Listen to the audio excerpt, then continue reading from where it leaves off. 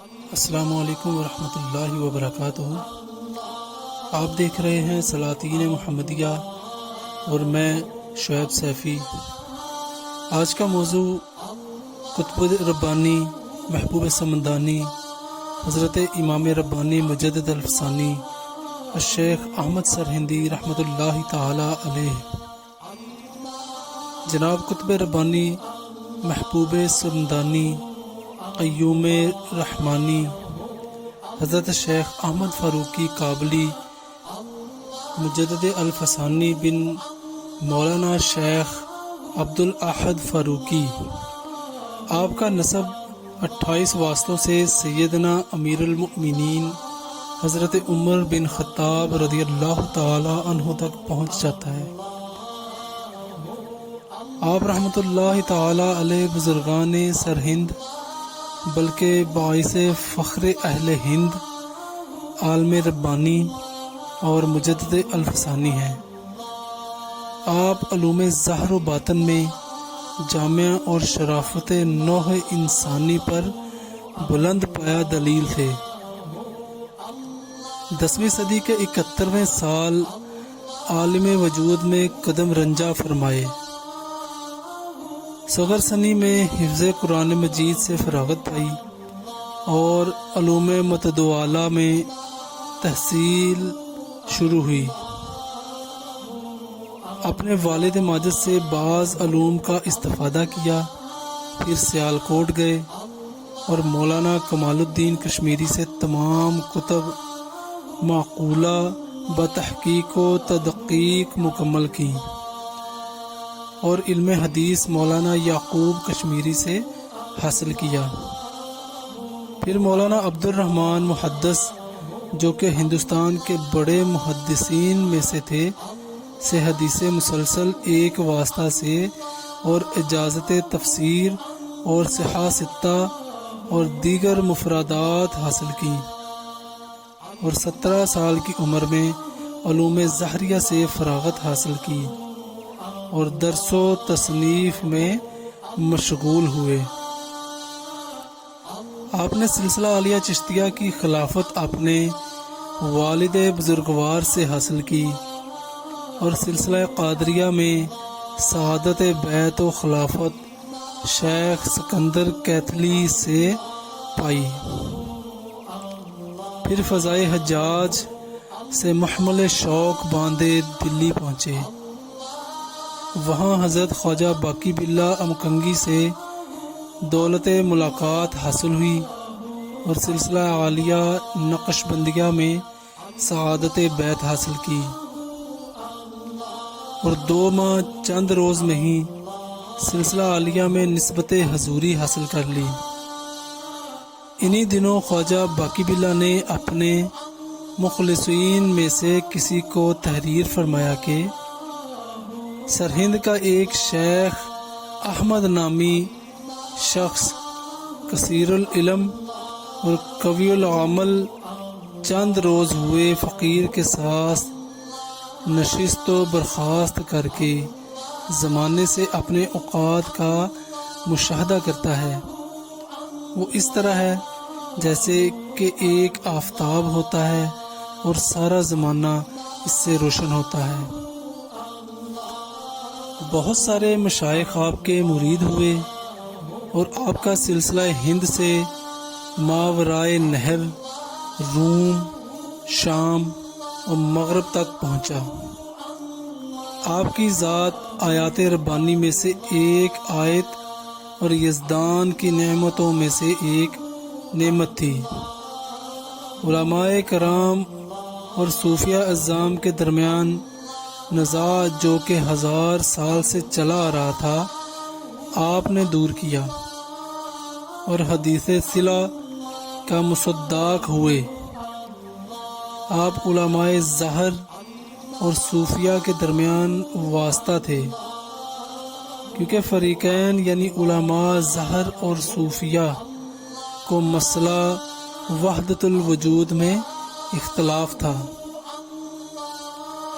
آپ کو نصف شب کو تہجد کے لیے اٹھنے کا معمول تھا اور تہجد پڑھنے کا انداز کچھ یوں تھا کہ ہر 2 رکعت کے بعد توبہ، استغفار، درود شریف اور دعاؤں کے بعد مراقبہ بھی فرماتے تھے۔ فجر تک اسی طرح کرتے۔ فجر سے پہلے اتباع سنت میں کچھ دیر آرام فرماتے، پھر تازہ وضو فرما کر فجر کی نماز ادا فرماتے اور فجر کے بعد اشراق تک اپنے متوسلین کے ساتھ مراقبہ میں بیٹھتے تھے۔ اس سے فارغ ہو کر دولت خانہ میں تشریف لاتے اور اہل خانہ متعلقین کی خیر خبر لیتے، پھر خلوت میں تشریف لے جاتے اور پورے دھیان کے ساتھ قرآن پاک کی تلاوت فرماتے۔ تلاوت کے بعد طالبین سے حالات کی تحقیقات و ہدایات فرماتے اور اپنے خاص احباب کو بلا کر مضامین اور علوم خاصہ سے ان کو مستفید فرماتے۔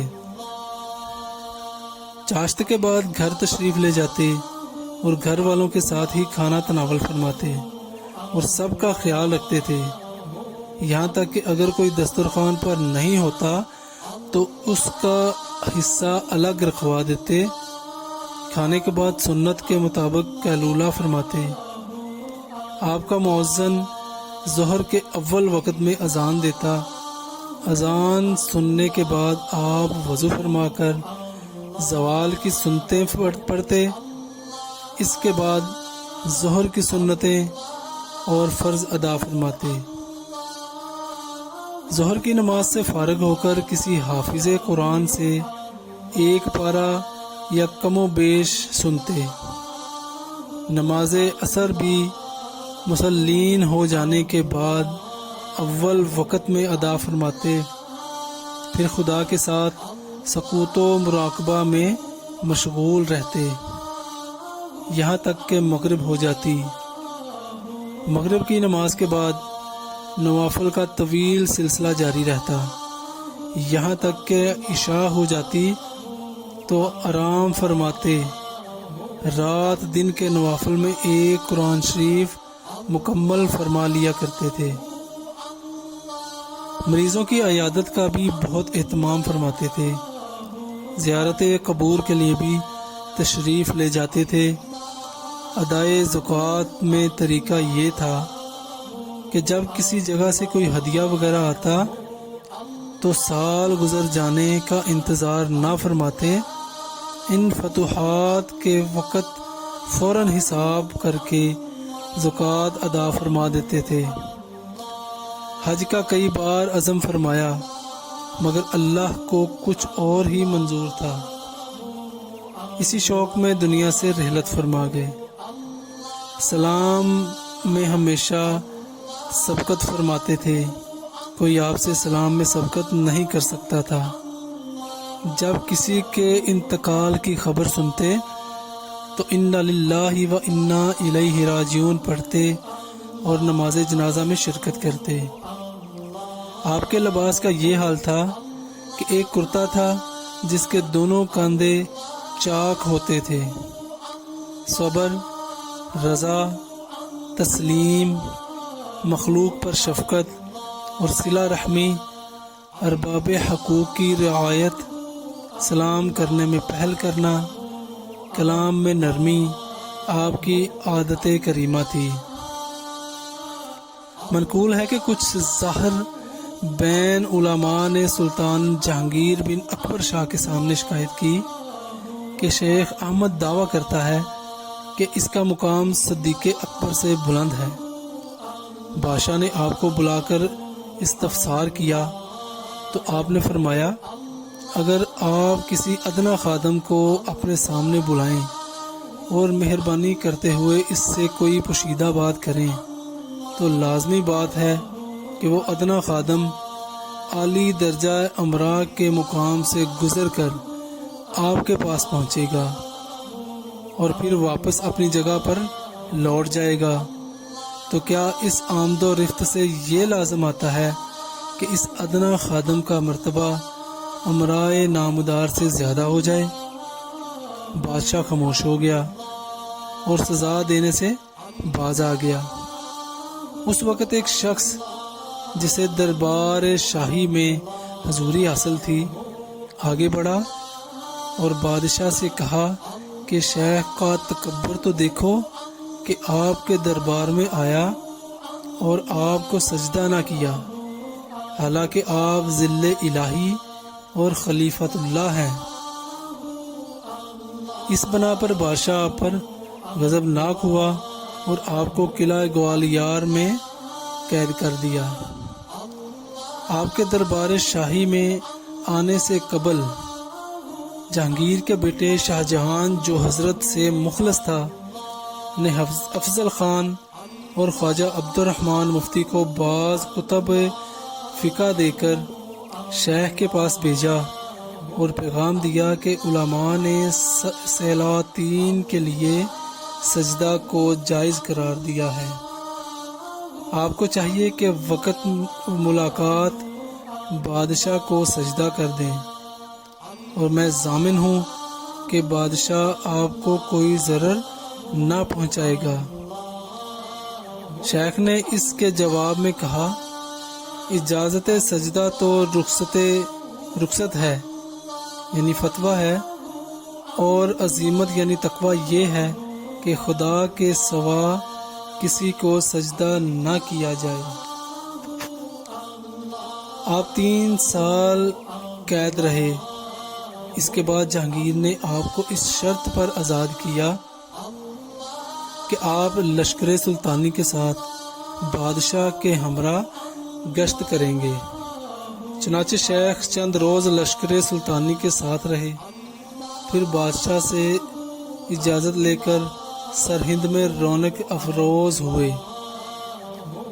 28 صفر 1034 میں رحمت خداوندی سے پیوست ہو گئے اور سرہند میں ہی مدفون ہوئے۔ آپ کی تاریخ وفات رفیع المراتب سے نکلتی ہے۔ آپ کی تصانیف رسالہ تحلیلیہ، رسالہ اثبات نبوت، رسالہ مبدأ و معاد، رسالہ مکاشفات غیبیہ، آداب المریدین، معارف لدنیہ، رد الشیعہ، تعلقات العوارف، شرح رباعیات خواجہ باقی باللہ اور مکتوبات ہیں۔ مجدد کا لفظ ایک حدیث سے ماخوذ ہے، اور وہ حدیث یہ ہے کہ اللہ تعالیٰ اس امت کے لیے ہر 100 سال کے سرے پر ایسے بندے کو پیدا کرے گا جو اس کے لیے دین کو نیا اور تازہ کرتے رہیں گے۔ مجدد کی علامات و شرائط ملا علی قاری شرح مشکات شریف میں فرماتے ہیں کہ مجدد کی صفت یہ ہے کہ وہ سنت کو بدعت سے الگ کر دے گا اور علم کو شائع کرے گا اور اہل علم کی عزت کرے گا، اور بدعت کا کلا کما کر کے اہل بدعت کا زور توڑ دے گا۔ آپ کے مجدد ہونے پر آپ کے زمانہ کے بھی اکابر معاصرین نے آپ کو مجدد مانا ہے، مثلا عبد الحکیم سیالکوٹی، شیخ عبدالحق محدث دہلوی، شیخ فضل اللہ برہان پوری، شیخ حسن عرفی، میر مومن بلخی، مولانا جمال الدین علوی، مولانا یعقوب حرفی، مولانا حسن قیادانی، مولانا میرک شاہ، مولانا جان محمد لاہوری اور مولانا عبدالسلام الدیوانی وغیرہ۔ جب حضرت مجدد الفسانی رحمۃ اللہ تعالی علیہ کا تقریباً 1 سال زندگی کا باقی رہ گیا تو آپ بادشاہ سے اجازت لے کر اجمیر تشریف لے گئے۔ اجمیر سے واپسی پر اپنے وطن روانہ ہوئے اور وہاں مخدوم زادوں اور 2-3 خادموں کے علاوہ کسی کو بھی آپ سے ملنے کی اجازت نہیں تھی۔ جمعہ کی نماز کے لیے نکلتے تھے اور باقی پنجگانہ نماز اسی خلوت خانے میں ادا فرماتے تھے۔ اس کی صورت یہ ہوتی کہ چند احباب جماعت کے لیے اندر چلے جاتے اور نماز سے فارغ ہو کر باہر نکل آتے۔ آپ کو 13 صفر کو عصر کے وقت بخار ہو گیا اور روز بروز اس میں اضافہ ہوتا رہا۔ 23 صفر پنج شنبہ کے دن کچھ افاقہ ہوا۔ جو کچھ کپڑے وغیرہ باقی تھے اب وہ بھی تقسیم فرما دیے۔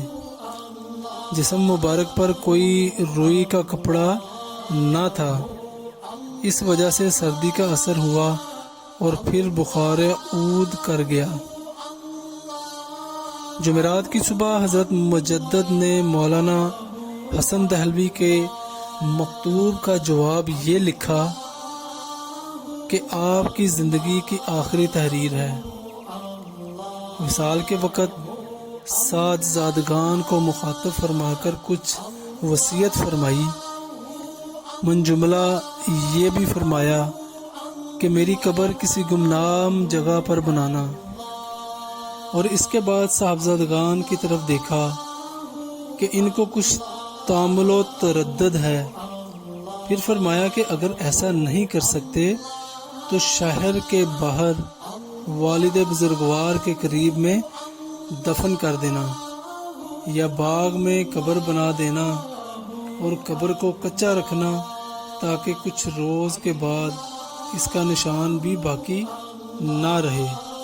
وصال کے وقت قبلہ رخ بائیں کروٹ پر داہنا ہاتھ رخسار کے نیچے رکھ کر لیٹ گئے، جو کہ مسنون طریقہ ہے، اور ذکر میں مشغول ہو گئے۔ ذکر کرتے ہوئے حضرت مجدد جو آفتاب کی صورت میں اپنی شعاعوں سے پورے عالم کو منور کر رہے تھے، غروب ہو گیا۔ بروز بدھ 29 صفر 1034 ہجری بامطابق 1624 بوقت اشراق ہوا۔ اس وقت آپ کی عمر 63 سال تھی۔ اس کے اندر بھی اللہ نے نبی کریم صلی اللہ علیہ وآلہ وسلم کی اتباع کروا دی۔ آپ کے مقبرہ کو حاجی سیٹھ ولی و حاجی ہاشم خلف داد ساکن دوراجی ملک کاٹھیا واڑ میں دوبارہ بنوایا۔ قبہ قدیم کو بحال رکھ کر اس کے اوپر ہی سنگ مرمر کا نہایت عالیشان خوبصورت گنبد بنوا دیا، جو تسرن ناظرین کا منظر پیش کرتا ہے۔ اس جدید عمارت پر 1,45,000 روپے خرچ ہوئے اور 5 سال کی مدت میں تیار ہوا۔